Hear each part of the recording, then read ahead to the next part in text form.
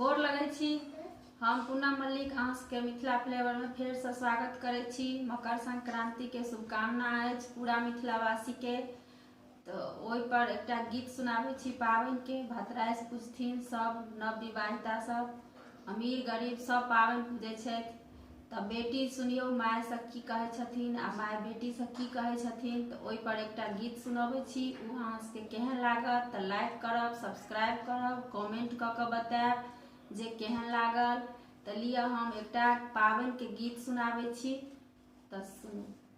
सब कोई पहिरैया माटी से फूला लाठी से, सब कोई पहिरैया माटी से फूला लाठी से, हमहू पहिरब ना माटी से फूला लाठी से, हमहू पहिरब ना।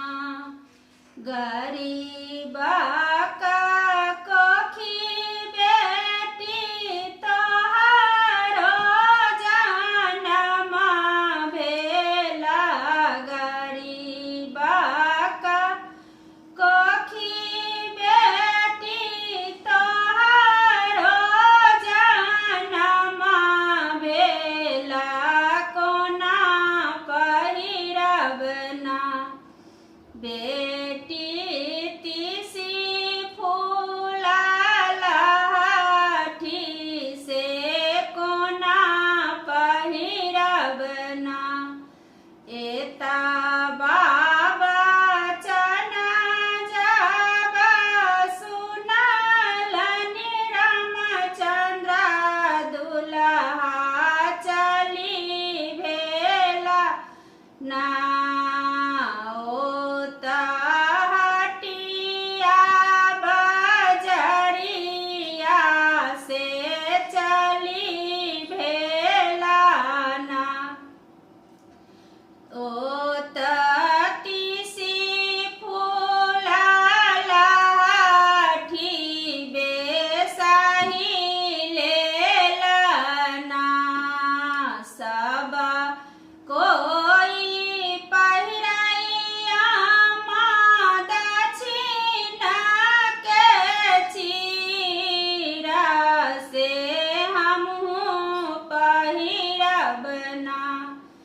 सब कोई पहिरैया दक्षिण के चीरा से, हमहू पहिरब ना।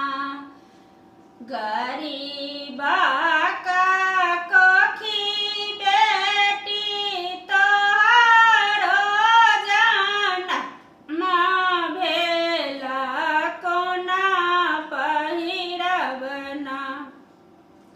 एता बाबा चना जब सुनलनि रामचंद्र दुल्हा साही लेला ना।